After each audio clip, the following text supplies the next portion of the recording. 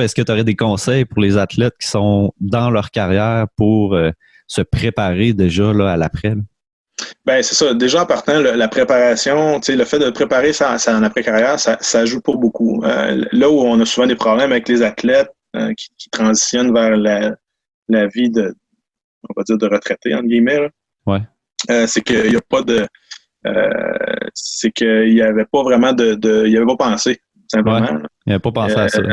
C'est parce que c'est souvent normal dans la mesure où tu focuses juste sur ce que tu as à faire dans le moment présent. Comme on parlait du football tantôt, c'est sûr qu'on y va au jour le jour.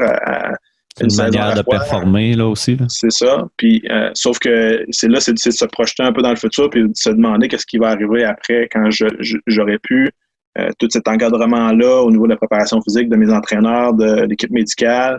C'est d'essayer de s'imaginer ça, puis d'essayer de s'imaginer qu'est-ce que ça serait ma vie sans ça.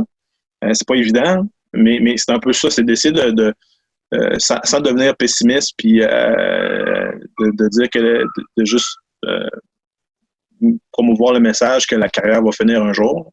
L'idée, c'est qu'on de juste de s'en rendre compte un peu, puis de se questionner là-dessus.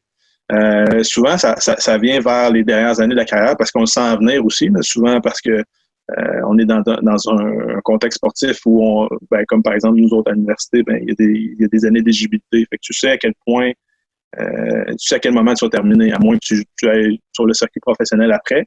Mais des athlètes, par exemple, qui sont des Olympiens, qui sont des gens qui sont dans les sports individuels de haut niveau, internationaux, qui se promènent un peu à travers le monde, puis qui ils ont une carrière qui n'est pas définie par l'éligibilité, ils vont éventuellement peut-être le sentir aussi, mais pas toujours, parce que des fois, ça peut prendre fin abruptement, par exemple, par une blessure ou par le fait qu'on ne fasse pas l'équipe, simplement. Donc, que ce soit l'équipe nationale, l'équipe de football, l'équipe peu importe. Fait que si on n'est pas sélectionné, des fois, ça entraîne souvent un remaniement de la carrière, puis ça peut faire en sorte qu'on se retrouve devant rien, mais on ne l'avait pas prévu comme ça.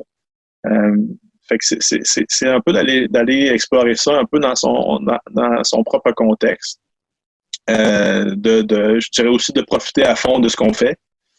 Parce que un athlète, encore une fois, si on sait que ça termine, si on sait que c'est pas très long, une carrière d'athlète, il faut savourer chaque moment, prendre en considération justement, on peut ne pas être là l'année prochaine pour X raisons. Ça, c'est un peu ce que les gens disent en général, la vie en général. Mais ça reste encore plus vrai pour le sport.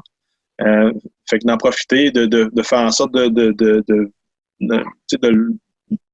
vivre au plein cette expérience-là qui est assez unique. Puis après ça, une fois que ça arrivera, si on a déjà fait un peu notre préparation, je pense que ça va bien aller, surtout si on est capable de s'entourer de bonnes personnes aussi.